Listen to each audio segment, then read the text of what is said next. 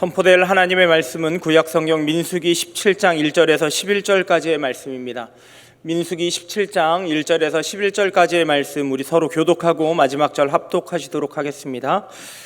여호와께서 모세에게 말씀하여 이르시되 너는 이스라엘 자손에게 말하여 그들 중에서 각 조상의 가문을 따라 지팡이 하나씩을 취하되 곧 그들의 가문대로 그 모든 지휘관에게서 지팡이 12를 취하고 그 사람들의 이름을 각각 그 지팡이에 쓰되 레위의 지팡이에는 아론의 이름을 쓰라. 이는 그들의 조상의 가문에 각 수령이 지팡이 하나씩 있어야 할 것임이니라. 그 지팡이를 회막 안에서 내가 너희와 만나는 곳인 증거궤 앞에 두라. 내가 택한 자의 지팡이에는 싹이 나리니 이것으로 이스라엘 자손이 너희에게 대하여 원망하는 말을 내 앞에서 그치게 하라. 모세가 이스라엘 자손에게 말하되 그들의 지휘관들이 각 지파대로 지팡이 하나씩을 그에게 주었으니 그 지팡이가 모두 12이라. 그 중에 아론의 지팡이가 있었더라. 모세가 그 지팡이들을 증거의 장막 안 여호와 앞에 두었더라. 이튿날 그의 증거의 장막에 들어가 본즉 레위산 아론의 지팡이에 움이 돋고 순이 나고 꽃이 피어서 살구나무가 모세가 그 지팡이 전부를 여호와 앞에서 이스라엘 모든 자손에게로 가져오매 그들이 보고 각각 자기 지팡이를 집어 들었더라. 여호와께서 또 모세에게 이르시되 아론의 지팡이는 증거궤 앞으로 가져다가 거기 간직하여 반역할 자에 대한 표징이 되게 하여 그들로 내게 대한 원망을 그치고 죽지 않게. 같이 읽겠습니다. 모세가 곧 그같이 하되 여호와께서 자기에게 명령하신 대로 하였더라. 아멘. 혹시 오늘 본문 읽으시면서 제일 많이 반복됐던 단어가 뭔지 아십니까? 제가 정답이 나왔어요. 이거 나오면 안 되는데 제가 한 번만 그 읽었던 거 2절과 3절만 한번 다시 읽어드릴게요. 이렇게 돼 있습니다. 너는 이스라엘 자손에게 말하여 그들 중에서 각 조상의 가문을 따라 지팡이 하나씩을 취하되 곧 그들의 조상의 가문대로 그 모든 지휘관에게서 지팡이 12를 취하고 그 사람들의 이름을 각각 그 지팡이에 쓰되 레위 지팡이에는 아론의 이름을 쓰라. 이는 그들의 조상의 가문의 수령이 지팡이 하나씩은 있어야 될 것이니라. 힌트요? 오늘 많이 들고 오셨습니다. 어떤 단어인지 이제 눈에 보이십니까? 맞습니다. 지팡이입니다. 보통 지팡이 그러면은 오늘 일부 예배 오신 분들이 많이 공감해 주실 것 같아서 다행이네요. 보통은 우리가 생각하는 지팡이 누가 씁니까? 저처럼 이렇게 젊은 사람이 지팡이 들고 다닙니까? 아니죠. 뭔가 의지할 게 필요해서 힘든 사람, 거동이 불편하신 분들께서 지팡이를 사용하게 되는데 맞습니다. 옛날에도 그랬습니다. 근데 오늘 함께 읽었던 이 본문 같이 은혜를 나누려면 그 정도만 가지고는 좀 부족합니다. 성경이 말하는 오늘 본문이 말하는 지팡이를 함께 나누기 위해서요. 과거로 시간을 조금만 더 거슬러 올라가 보겠습니다. 그 옛날에 구약 성경이 기록될 때만 해도 지팡이를 쓰는 무리가 두 무리가 더 있습니다. 오늘 그걸 반드시 소개를 시켜드려야 되는데 자, 일단 첫 번째 무리 얘기를 먼저 해볼까요?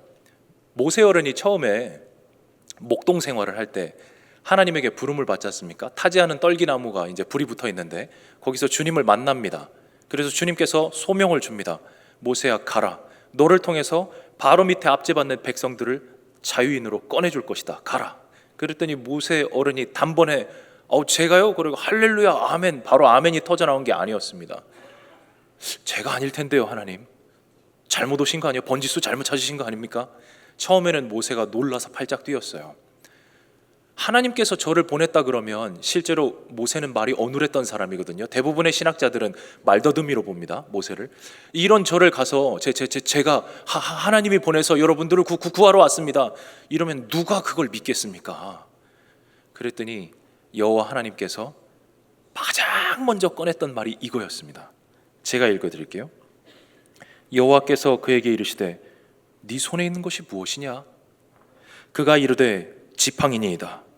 그리고 출애굽기 4장 17절에 너는 이 지팡이를 손에 잡고 이것으로 이적을 행할지니라. 주님께서 그때 모세에게 제일 먼저 꺼냈던 카드가 뭐냐면 그래 그냥 안 보낼 테니까 요거 들고 가라 라고 같이 세트로 묶어주신 게 지팡이라는 무기였습니다. 지팡이. 맞아요. 그 시절에 지팡이를 쓰는 또 한 무리가 있어요. 어디 불편한 게 없지만 지팡이를 쓰는 무리가 있는데 바로 목동이 지팡이를 들고 다녔습니다. 그때 당시에 이스라엘에서 가장 천한 직업, 가장 비천한 자들이 했다는 양떼를 지키다가 사나운 일이나 늑대에게 물려주고도 뭐 아무도 신경 안 쓰는 그런 가장 천직을 가진 사람, 목동이 쓰고 있었습니다. 근데 지팡이를 쓰는 무리가 또 하나 있습니다. 또 하나 있습니다. 누구냐? 여기 제가 오늘 아침에는 좀 피곤하신 분도 있을 것 같아서 제가 사진도 하나 준비했는데요. 혹시 준비되셨으면 그 사진 한번 보여주실 수 있겠습니까? 혹시 이게 잘 보이실지 모르겠는데 옆에 이 누구죠? 성경에는 바로라고 돼 있는데 이게 파라오거든요. 근데 잘 보시면은 파라오 양손에 이렇게 어긋 맞춰가지고 양손에 들고 있는 거 보이십니까? 하나 들고 있죠. 하나 들고 있죠. 맞아요. 그때 당시에 나일강을 중심으로 초강대국을 일으켰던, 성경에는 애굽, 지금 말로는 이집트라고 하죠. 이집트의 왕 파라오, 바로가 자기 권력을 휘두를 때 이 지팡이를 잡고 있었습니다. 제가 이거를 좀 더 이제 시각적으로 보여드리고 싶어서 마침 떠올랐던 게 아주 재밌게 봤던 성경 애니메이션 중에 이집트의 왕자라고 있습니다. 거기에 보면 아주 잘 나와 있는데 요셉이 억울하게 누명을 쓰고 지하 감옥에 갇혔다가 다시 기적적으로 하나님의 예비하심으로 바로 왕 앞에 섰을 때 그 장면을 잘라가지고 제가 가져왔는데요. 그때 바로의 행동을 잘 보세요. 방금 이제 지팡이라는 걸 머리에 염두에 두시고 어떻게 행동하는지 한번 영상도 이어서 한번 틀어주실 수 있겠습니까? 이자가 그자인가? 이자가 그자인가? 네, 전하. 너는 어떤 꿈이든 얘기만 들으면 설명을 할 수 있다는 게 사실이냐? 저는 하나님이 시키는 대로 말씀드릴 뿐입니다. 네가 믿는 하나님이 그렇게 특별하단 말이냐? 지팡이 꿈에 보시죠. 대한 얘기를 해주십시오. 예, 여기까지입니다. 이거 이 바로 왕이 와서 요셉을 신문하는 과정에서 목에 칼을 들이대나요? 뭘 들이대죠? 지팡이를 들이대죠. 근데 놀라운 건 뭐예요? 상대방이 꼼짝을 못하죠. 예, 권력의 상징이었어요. 이 지팡이를 가지고 너는 꿈 얘기를 듣기만 하면 다 해명한다며. 딱 그랬더니 고개 푹 숙이고 한마디도 못하잖아요. 그 주님이 하시는 겁니다. 제가 하는 게 아니고. 이렇게 얘기를 하는데요. 맞습니다. 놀랍게도 그때 당시에 지금 이 시대가 이해할 수 없는 지팡이를 쓰는 두 무리가 있는데, 하나는 방금 말씀드린 대로 가장 그 이스라엘 근동에서 천직이 쓰는, 가장 비천한 자가 쓰는 목동의 지팡이가 있었고요. 아예 반대로, 정반대로 그때 당시에 지금의 미국과 같이 나일강 유역을 중심으로 초강대국을 일으켰던 이집트의 정점에 서 있는 왕이 권력을 휘두를 때 지팡이를 썼습니다. 너무 극과 극이죠. 하나는 바닥에 있고 하나는 정점에 있어요. 그 두 무리가 지팡이를 썼습니다. 그래서 우리가 알고 있는 지팡이요, 우리 출애굽기 내용이 뭐냐면요, 제가 한마디 더 첨언을 드리자면 다른 거 없습니다. 많은 여러 가지 신학적 내용이 있습니다만 그냥 간단하게 정리를 하면요, 아무것도 아닌 가장 비천한 목동의 지팡이가 인간이 말하는 모든 권력을 다 등에 업은 왕의 지팡이를 하나님 등에 업고 일방적으로 두들겨 패는 이야기입니다. 한번 제가 보여드릴까요? 10가지 재앙을 바로가 맞았죠.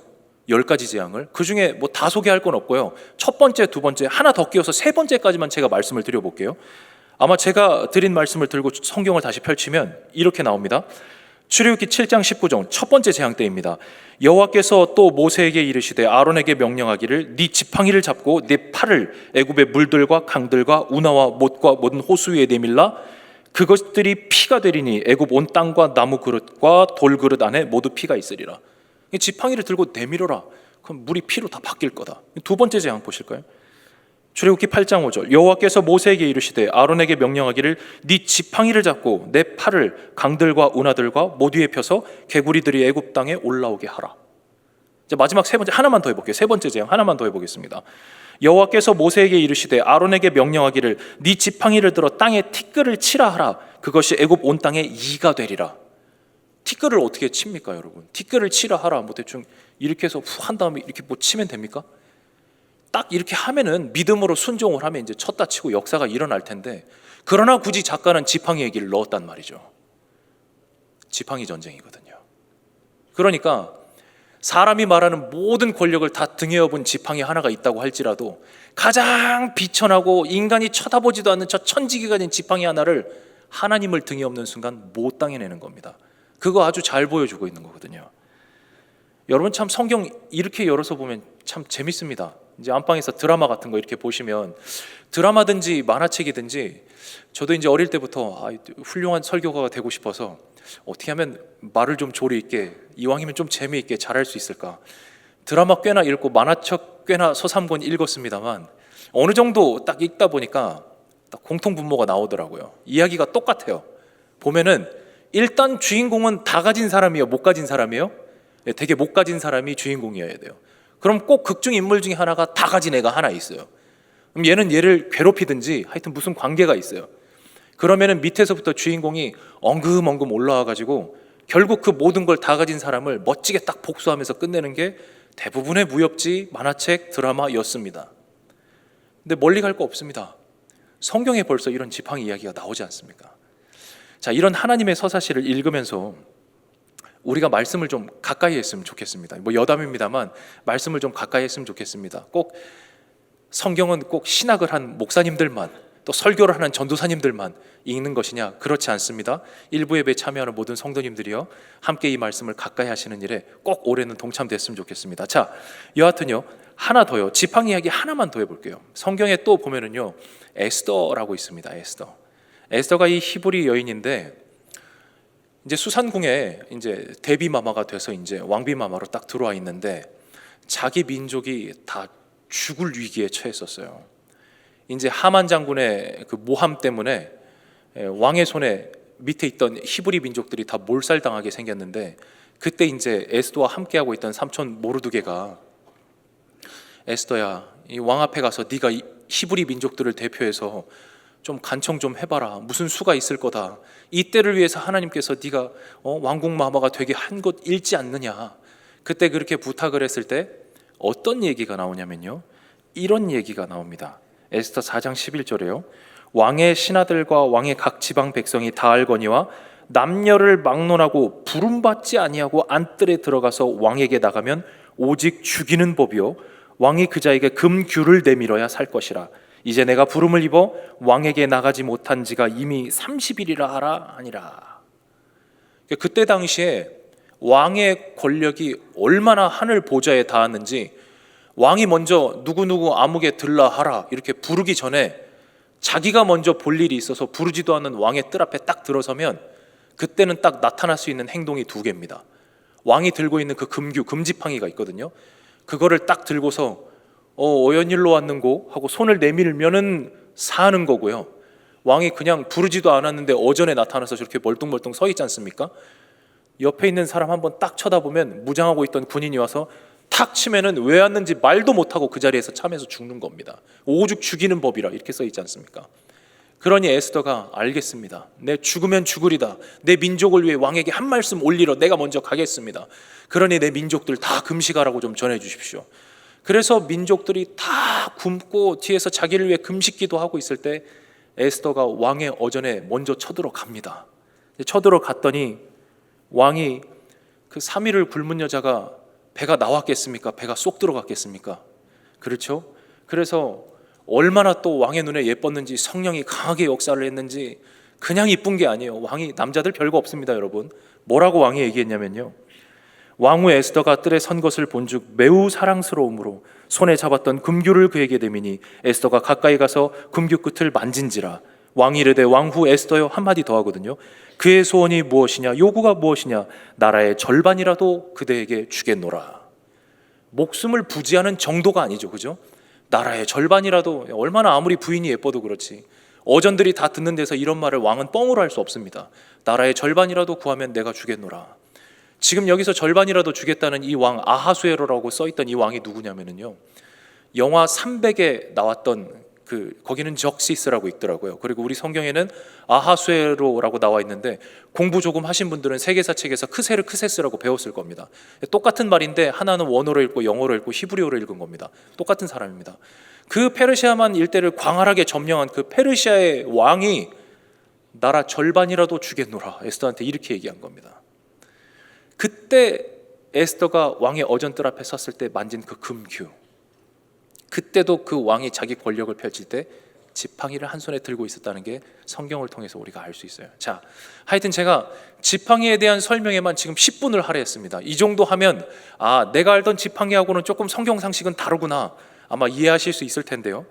이 이야기를 가지고 우리가 한번 본문 이야기를 한번 더 해보겠습니다. 오늘 함께 나누었던 민수기 본문에 각 가문의 지팡이를 하나씩 가져오라고 주님께서 명령합니다. 12개거든요. 12개 지팡이를 가져오라고 해서 주님의 회막 앞에, 회막이 뭐냐면요, 만날 회자입니다. 회의할 때 그 회자고요. 막은 막사, 천막 할 때 그 막자. 그러니까 주님을 만나는 텐트라는 뜻입니다. 이게 원어로 하면. 그래서 회막 앞에다가 갖다 놔라. 그리고 주님께서 쓰시는 리더, 그 한 사람의 지팡이에서는 싹이 튀어 올라올 것이다.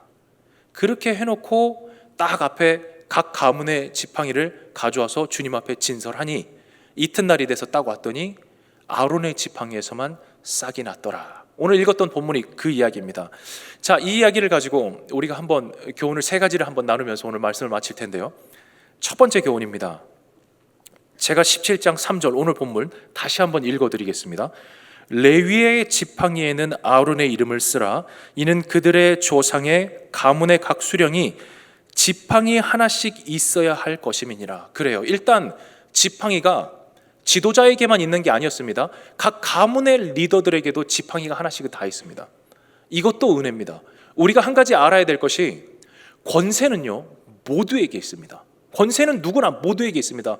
예수 그리스도를 구주로 영접하고 사는 이들에게는, 천국 백성의 시민권자들에게는 권세는 누구든지 있습니다. 목사님만 무슨 권세 있는 거 아닙니다. 우리는 교회 생활하다 보면은 흔히 착각하죠. 신급이 다음 단계로 넘어갈수록 권세가 점점 더 강해지는 줄 알거든요. 집사님 생활 좀 하다 보면 이제 권사 투표 하시지 않습니까? 집사님 생활 좀 하다 보면 안수 집사님 되시고, 안수 집사님 하다 보면 장로님 되시고, 막 신급이 더해갈수록 막 권세도 더해가는 줄 아시는데요. 여러분, 순교한 스데반은 신급이 뭐였죠? 집사 스데반이었습니다. 집사. 그래서 그런 착각이 좀 없어야 되고요. 권세는 누구나에게 있습니다. 누구나에게 허락된 이 권세가 있는데, 오늘 성경이 하고 싶은 말은 무엇이냐? 이 권세가 질서보다는 위에 있지 않다는 이야기입니다. 각 가문이 그 내밀은 그 지팡이, 그렇지만 내밀었지만, 그 12지팡이를 내밀었지만 밤새 지나도록 그것을 만나주시는 분은 누구였습니까? 하나님입니다. 하나님이 먼저 다가오셔서, 여호와께서 먼저 다가와서 손 내민 그 한 지팡이에서만 싹이 났거든요. 그러니까 이 부분이 또 은혜예요. 저도 비록 목사라는 신급을 가지고 있습니다만, 기도 생활 하다 보면은요, 말씀 생활도 하다 보면은요, 어느 날은 무릎 꿇으면, 꿇기만 하면 막 계속 기도줄 잘 잡혀서 깊이 기도가 들어가는 날이 있는가 하면요, 묵상도 재밌고 찰진 날이 있는가 하면은요, 어느 날은 말씀 한 절 봐야지 해도 한 절 읽는 게 왜 그렇게 힘들고 산만한지, 기도해 보려고 무릎 꿇으면 오만 잡생각이 다 날아다니는지, 어느 날은 성령께서 잡아서 깊이 들어가는 날이 있고, 어느 날은 이게 벌써부터 영적인 전투가 시작되나 산만한 날이 있고, 우리 생각에는 그렇습니다. 내가 하는 헌금 생활이고, 내가 하는 예배 생활이고, 내가 내 발로 나와서 내 예배 드리고 가는 내 신앙 생활인 것 같지만, 중요한 것은 누가 만나 주셔야 됩니까? 하나님이 손 내밀어 주셔서 만나줘야 박수 소리는 짝 하고 나는 거거든요. 오늘도 12지파가 각자 권세는 다 있어요. 지팡이를 다 내밀었습니다. 그러나 중요한 건 뭡니까? 주님이 다가오셔서 오늘 응답 주고 만나주는 한 사람이 있죠. 그래서 그 만남이라는 것을 통해서 하나님께서 오늘 무엇을 보여주셨냐? 질서를 보여주셨다는 겁니다. 권세는 있습니다. 우리가 주님께 받은 사명은 다 있습니다. 주님 앞에서, 십자가 앞에서 내 딴에는 불과 같이 뛰는 것 같습니다. 혹여라도 이 열심에, 열정에 누가 실수로 흠집이라도 내는 말을 딱 들으면 기분도 상할 때가 있습니다. 그러나 한 가지는 알아야 됩니다. 사람들이 모여서 이루고 있는 이 공동체라는 곳에는 하나님은 질서를 통해 운행하고 계신다라는 것입니다. 그렇다면 우리 주님께서 모두가 다 천국 백성이고 시민권자이실 텐데, 질서를 따라 우리에게 주신 리더가 누구시냐? 각 구역에는 구역장님들의 지팡이가 있겠죠. 또 구역장님들이 있는가 하면 각 교육부서에는 지도하는 사역자님들, 전도사님들, 목사님들이 있고요. 각 교구에도 교구 목사님들이 있을 것입니다. 또 교구장님들도 함께 하실 것입니다. 이 모든 제반 일에 주님께 물어가며 결정권을 가지고 계신 분이 누굽니까? 담임 목사님 계시고요. 또 함께 합력해서 선을 이루는 원로 목사님 계십니다. 우리 눈에는 많은 리더들이 있습니다. 우리의 열정이 그 질서를 집어삼키지 않도록 순간순간 자신을 들여다볼 필요가 있다라는 말입니다. 오늘 이 첫 번째 교훈을 가지고 가실 때 하나만 더 기억합시다. 로마서 13장 1절입니다. 각 사람은 위에 있는 권세들에게 복종하라. 권세는 하나님으로부터 나지 않음이 없나니 모든 권세는 다 하나님께서 정하신 바라. 여러분, 그 주님을 바라보며 그 권세에 순종하다 보면, 그 권위에 순종하다 보면 속상할 때도 있어요. 마음 상할 때도 있어요. 왜요? 사람들이니까요. 아무리 훌륭한 리더라고 하더라도 모세도 사람이었거든요. 내가 반석에서 불을 내랴 이러고 막 혈기 부릴 때도 있었단 말이죠. 인내력이 한계가 다했을 때. 그럴 때는 어떻게 해야 될까요? 여러분, 조금 지혜가 필요합니다. 저는 다윗을 예로 들고 싶습니다. 다윗이 약 추정하기를 10년에 가까운 세월 동안 사울의 칼을 피해서 도망 다녔습니다. 경상도 사투리로 하면 깻잎 한 장 차이로 칼을 피해서 도망 다녔습니다. 근데 그런 세월 속에 단번에 원수를 갚을 수 있는 기회가 한 번? 아닙니다. 여러분, 한 번으로 알고 계신 분이 있는데 두 번이 왔었습니다. 첫 번째는 잘 알고 계시죠. 아마 주일학교 신앙인들께서는 한 번쯤은 다 설교 들어보셨을 겁니다. 다윗을 막 이잡듯이 잡으려고 부하들 끌고 여기로 저기로 찾으러 다니다가 그만 생리현상이 왔어요. 그래서 왕이 화장실을 가려고 딱 굴 속에 들어가가지고 뒤를 딱 들추고 딱 앉았는데 하필이면 그 뒤에 거기에 누가 숨어 있었냐면은 다윗이 숨어 있었습니다. 그러니 다윗이 거기서 한 번의 칼로 지금이 기회입니다라고 참모들도 다 찬성했어요. 이게 하나님의 응답 아니겠습니까? 사람이 만든 우연이 이룰 수 있습니까? 이거 응답입니다. 그랬지만 다윗은 찌르지 않았습니다. 기회가 또 있었습니다. 사울이 근처에 왔을 때 군 진영에 매복조를 데리고 함께 염탐하러 내려갔을 때였습니다. 다 부하들은 잠들어 있고 옆에 창과 물병을 놔두고 사울도 거기서 이러고 잠들었었습니다. 찌를 수 있는 기회가 있었습니다. 그러나 그 순간에도 다윗은 찌르지 않았습니다. 여러분, 이 부분이 대단한 것 같아요. 약 10년에 가까운 세월을 도망 다녔습니다. 지금 찌르기만 하면 이 모든 세월을 끝낼 수 있습니다. 그리고 여러분, 그거 아십니까? 오히려 영의 사람이라면 더 솔깃하실걸요? 왜냐하면 이 우연은 사람이 만든 우연치고는 너무 기가 막히거든요. 그럼 영의 사람이라면 이렇게 착각하지 않을까요? 한 번 하나님께서 응답을 주셨는데 내가 무지해서 못 알아들어서 주님이 이런 우연을 또 한 번 마련해 주시나 보다. 누가 봐도 주님이 하시는 거거든요. 이 만남은, 이 기회는요. 그럼 영의 사람일수록 오히려 더 강한 유혹을 느낄걸요. 이거 응답 아닙니까? 내 손에서 그냥 처단하는 게 이거 응답 맞는 것 같은데요. 그렇지만 말씀이 왜 중요한 줄 아십니까? 건강한 신학을 가지고 신앙생활하는 게 왜 중요한 줄 아십니까? 이래서 중요한 겁니다. 그러나 그 순간에도 다윗은 건강한 신학과 신앙이 가슴에 자리 잡고 있었습니다. 뭡니까? 그래도 기름 부음 받은 자를 내 손으로 치는 것은 하나님이 원하시는 거다, 원치 않는 거다, 원치 않는 거다라는 확고부동한 신앙이 있었습니다. 그래서 안 찌른 겁니다. 이것이 하나님이 원하는 게 확실하다라는 신학과 신앙이 있었습니다. 그래서 안 찌른 겁니다. 그렇게 하고 나서 그렇게 살다 갔던 다윗 어른, 그가 죽고 난 다음 세상에서 하나님이 그의 인생을 뭐라고 평가했습니까? 신약 성경에 와서 이렇게 평가합니다. 사도행전 13장 22절에 패하시고 다윗을 왕으로 세우시고 증언하여 이르시되 내가 이새의 아들 다윗을 만나니 내 마음에 맞는 사람이라 내 뜻을 다 이루리라. 내 마음에 맞는 사람이라. 이 부분은 저는 구버전으로 읽을 때가 좀 더 마음이 개운하더라고요. 내 마음에 합한 사람이라 내 뜻을 다 이루리라. 이렇게 평가하셨거든요. 내 마음에 합한 사람이라고 평가한 사람이 66권에 또 없습니다, 여러분. 그렇게 살다 갔던 다윗을 주님이 이렇게 평가하셨습니다. 우리가 주님이 부어주신 이 질서, 그리고 주님이 특별히 또 모두가 가진 지팡이 속에서 싹을 틔운 그 한 사람, 구역에선 구역장님, 또 나아가선 교구장님, 또 나아가서는 지도하시는 각 담당 사역자님과 또 모든 제반 업무 위에 결정하시는 담임 목사님, 합력하시는 또 원로 목사님, 이 모든 권위에 순종하다 보면 인간의 연약함과 흠을 봅니다. 하지만 지혜로우셔야 되는 건 하나님은 그런 다윗을 인정해 주었다라는 것을 꼭 염두에 주셨으면 좋겠습니다. 자, 그럼 이 지팡이 사건을 가지고 우리 두 번째 교훈을 얼른 나눠보겠습니다. 둘째, 우리 하나님은요 이렇게 하셨습니다. 당장에 크게 한번 보여주실 거면은요 아마 스펙타클하게 그냥 모든 회중이 보는 앞에서 세게 한번 그냥 빠바방 하고 막 벼락을 치시든지 땅을 한번 접었다가 피시든지 대단한 걸 아마 보여주셨을 겁니다. 근데 중요한 건 지팡이 두고 다 물러간 다음에 아무도 안 보는 회막에서 그냥 하나님 당신께서 홀로 밤새 싹을 틔우셨거든요. 싹이 나리라라고 얘기를 하셨는데 실제로는요, 싹이 난 것뿐만이 아닙니다. 싹이 튀고 우미 돋고 자라나서 꽃이 맺고 열매까지 맺었거든요. 살구 열매까지요. 더 하셨어요. 일을 더 하셨습니다. 왜 그렇게 보여주셨을까요? 다 보는 앞에서 모세 권위 한번 빡 세워줄 거면은 차라리 그냥 눈앞에서 막 홍해가 갈라지듯이 한번 큰 걸로 하나 터뜨리시면 되잖아요. 왜 다 잘 때 혼자 일하셨을까요? 꽃이 자라나는 게 눈에 보이시지는 않죠. 그렇습니다, 여러분. 믿음 생활을 하다 보면은요, 우리가 한 가지 꼭 잃지 말아야 될 확신, 그 믿음 하나 있는데요. 그게 뭔 줄 아십니까?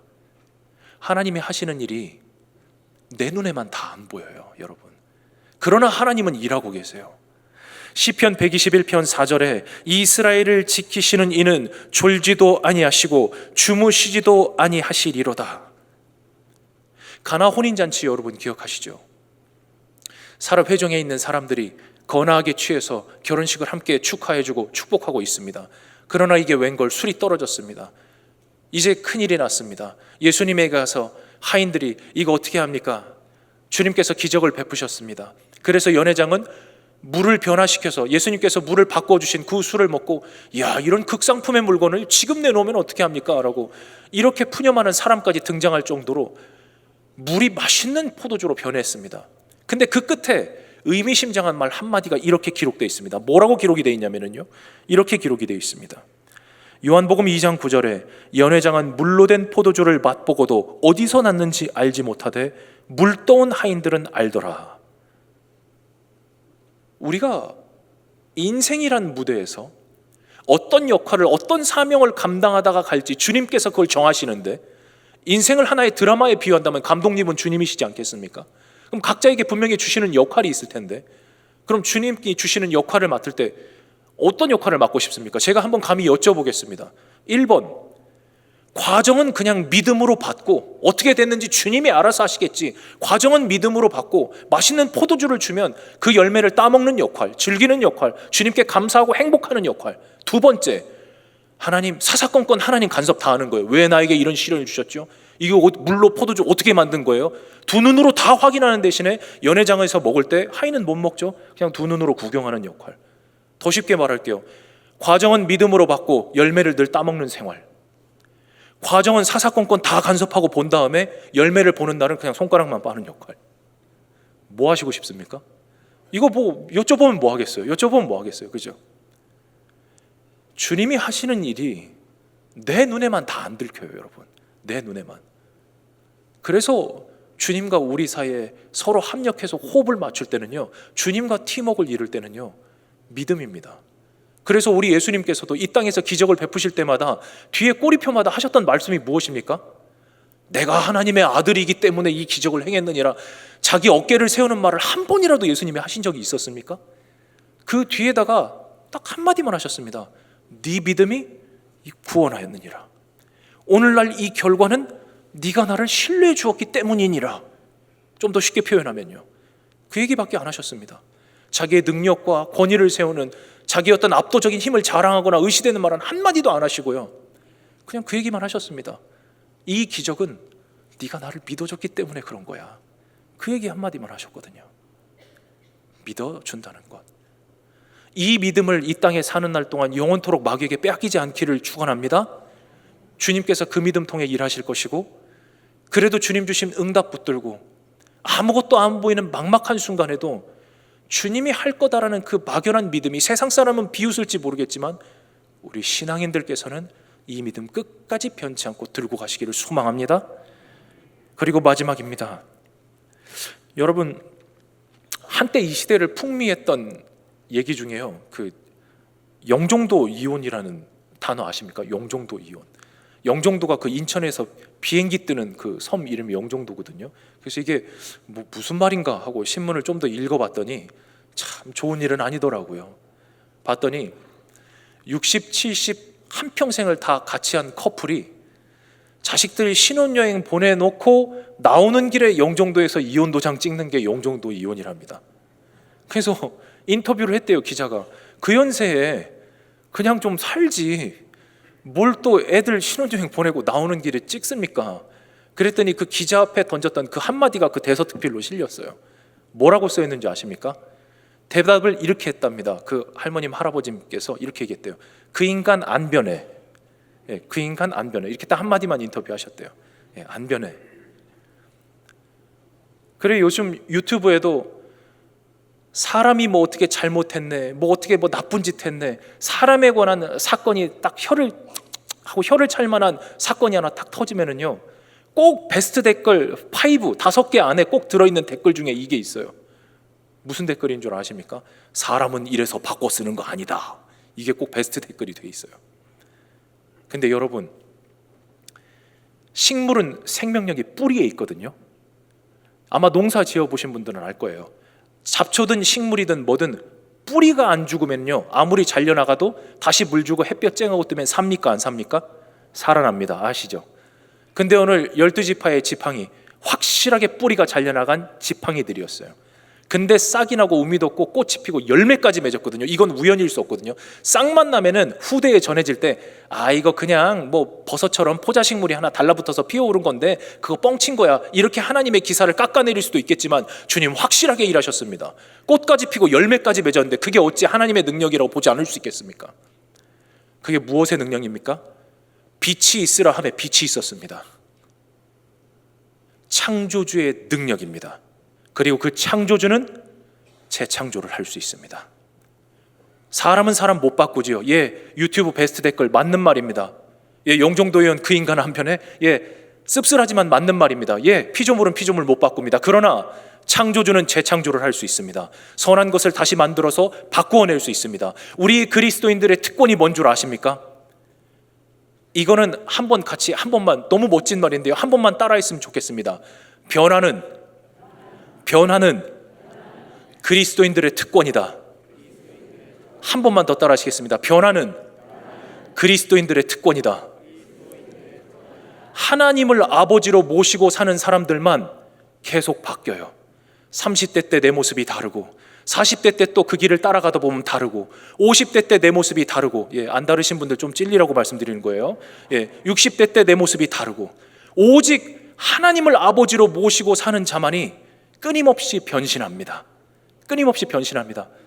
저도 제가 이제 목사 생활을 하다 보니, 어른들 계신데 죄송합니다, 이제 40대 앞숫자가 4로 바뀌고 나니까 많은 것들이, 이제 육신에 많은 일들이 일어나는데요. 죄송해요 어른분들. 예. 근데 한 가지 그래도 신앙의 맛이 있습니다. 소망을 보는 것은 20대 초반에 그 혈기방자했던 교육전도사 시절에 부족했던 제 모습이 한 번씩 주마등처럼 지나가는데요, 참 그때 저랑 함께 호흡 맞추셨던 초등부의 모 교사, 모 부장님 다시 만나면 맞절 한번 드리고 싶어요. 참 그걸 설교라고 들어주시다니. 뭐 지금도 가관이시겠지만, 지나고 나서 또 돌아보면 부족했던 내 모습. 그러기 때문에 뭡니까? 저는 한 가지는 확신할 수 있습니다. 50대 앉으면은 또 달라져 있을 겁니다. 예, 아멘이 작죠, 그죠? 예, 그럴 수 있습니다. 그럴 수 있습니다. 예. 그걸 우리가 한 아버지를 모실 때 소망할 수 있기 때문에, 그래서 신앙의 맛이 있는 거 아니겠습니까? 오늘 이 지팡이 사건은요, 언제 일어난 거냐면요, 모세에 대해 고라당들이 이제 권위에 도전했을 때 바로 다음 장에서 주님께서 허락하신 사건이거든요. 그러니까 회중도 회중대로 모세 앞에 입이 이만큼 나왔지만, 모세도 모세대로 완전 탈진 지경입니다. 이 인류 모든 사람 중에 그 인내가, 그 온유함이 모든 사람보다 더했다라고 평가를 받았던 그 모세가요, 오늘 민수기 11장이 있기 전에 어떤 이야기가 있었냐면요, 이런 일이 있었습니다. 이 모든 백성을 내가 배웠나이까, 내가 그들을 낳았나이까, 이렇게 푸념할 정도로 이 백성들 때문에 소가리가 하늘 끝에 닿아 있었거든요. 그러더니 이 모세가 오늘 주님 앞에 받은 이 응답이 무엇이겠습니까? 이 꽃이 피고 살구 열매가 맺은 게 무엇이겠습니까? 모세야, 너는 못하지만 나는 할 수 있어. 너는 바꿔낼 수 없지만 이 백성들 나는 바꿀 수 있어. 그러니까 한번 가보자. 그러니까 모세를 향해서는 위로고요, 백성들을 향해서는 모세의 권위를 한번 세워주신 거지만, 모세를 향해서는, 모세어를 향해서는 하나님이 또 위로의 메시지, 사랑의 편지를 준 것 같아요. 창조주는 바꿀 수 있어요. 사람 바꿔 쓰는 거 아니라고요? 당연하죠. 하나님만 할 수 있으니까요. 그래서 하나님은 바꿀 수 있습니다. 오늘 말씀을 정리하겠습니다. 우리 세 가지를 나누었습니다. 권세는 모두에게 주었으나 질서보다 위에 있지는 않습니다. 그리고 내 눈에는 안 보인다고 할지라도 그분은 쉬지 않고 우리의 믿음 속에 일하고 있으니 그 믿음 놓치지 않기를 바랍니다. 그리고 창조주는 재창조를 해낼 수 있습니다. 내가 가지고 있는 자식 문제, 남편 문제, 아내 문제, 세상 모든 범사의 일들, 이스라엘 백성이 광야에 쏟아져 나왔을 때 첫 기적, 홍해 앞에 섰을 때 주님이 했던 말 기억하십시다. 출애굽기 14장 14절, 여호와께서 너희를 위하여 싸우시리니 너희는 가만히 있을지니라. 그렇기 때문에 우리는 맡겨야 합니다. 맡겨야 합니다. 투수가 마지막에 승부수를 띄울 때 강속구를 던진다고 합니다. 근데 여러분 다 아시다시피 투수의 투구 속도가 빨라질수록 제구력은 떨어집니다. 약속한 대로 안 날아가고 빗나갈 가능성이 높아집니다. 그러나 9회 말 투아웃에서는 승부수를 띄어야만 합니다. 그래서 투수가 포수가 이 공을 잡아줄 거라 믿고 자기의 인생을 건 공을 던집니다. 그때 포수가 그 공을 잡아주지 않습니까? 그러면 옆에 있는 심판 보시던 하나님이 이렇게 이야기할 겁니다. 스트라이크, 사탄 너 아웃. 우리가 그 삶으로 좀 돌아가셨으면 좋겠습니다. 오늘 이 은혜를 돌아가셨으면 좋겠습니다. 네, 한번 기도하겠습니다. 살아계셔서 역사하시는 아버지 하나님, 오늘도 겸손하게 주님 앞에, 주님의 말씀 앞에 섭니다. 주님께서 지팡이를 통하여 보여주셨던 이 교훈들 더 많이 있을 텐데 오늘 간단하게 3가지를 나누었습니다. 주님께서 이 말씀에 마음에 심기워졌으니 열매를 맺기까지 또 물을 주시고 응원해 주시고 인생을 인도해 주셔서 놀라운 역사를 맛볼 수 있도록 도와주시옵소서. 주님의 손에 의탁하며 살아계신 예수 그리스도 이름으로 기도드립니다. 아멘.